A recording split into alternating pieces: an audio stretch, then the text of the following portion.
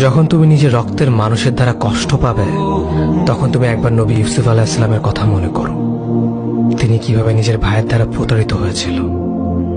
যখন তোমার বাবা মা না বোঝে তোমার বিরুদ্ধাচরণ করে, তখন নবী ইব্রাহিম আলাইহিস সালামের কথা মনে করো। তার বাবা তাকে আগুনে নিক্ষেপ করায় ভূমিকা রেখেছিল।